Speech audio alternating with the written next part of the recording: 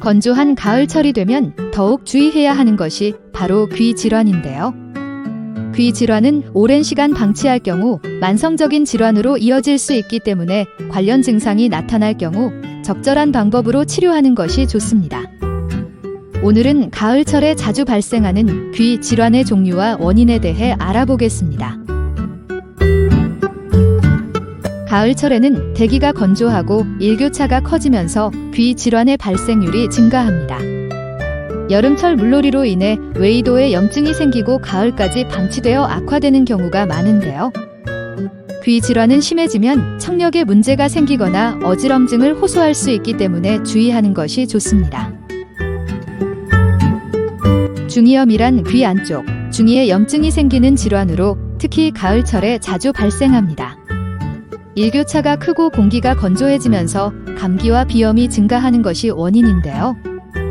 급성중이염은 감기나 상기도 감염 후 귀 통증, 발열, 난청 등이 발생합니다. 만성중이염은 반복되는 중이염으로 인해 고막이 손상되어 발생합니다. 돌발성 난청이란 갑작스럽게 한쪽 귀에서 소리가 잘 들리지 않는 질환으로 기온 변화나 면역력 저하로 인한 바이러스 감염이 원인입니다. 한쪽 귀의 갑작스러운 청력 저하, 귀울림, 귀 먹먹함 등의 증상이 나타날 수 있습니다. 이관 기능 장애란 이관 기능이 저하되어 귀의 압력 조절에 문제가 생기는 질환입니다.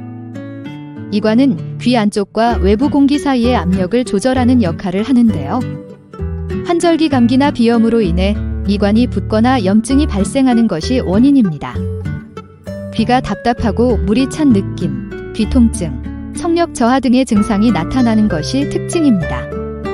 중이염은 세균성 감염이 원인인 경우 항생제를 사용할 수 있으며 통증이나 발열이 동반되는 경우 진통제나 해열제를 사용하여 치료합니다.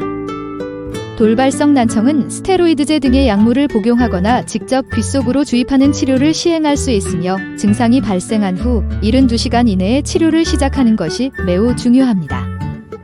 이관 기능 장애는 항히스타민제, 비강 스프레이 등을 사용하여 치료할 수 있으며 증상이 심한 경우 의료기기를 통한 이관 확장술을 시행할 수 있습니다. 귀 질환을 예방하기 위해서는 건조해진 귀 표면에 습진이나 가려움증이 발생하는 경우 실내 습도를 적절히 조절하거나 귀 보습제를 사용합니다.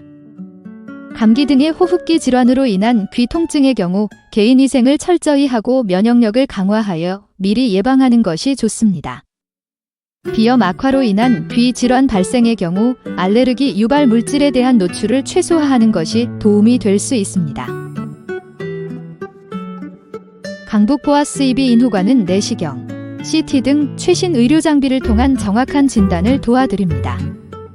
전문 임상병리사를 통한 체계적인 검사를 진행하며 분야별 6인의 EB 인후과 의료진의 내시경 진료 및 효과적인 치료를 도와드립니다. 귀 통증으로 인해 불편함이 있으시다면 강북 보아스 EB 인후과를 찾아주세요.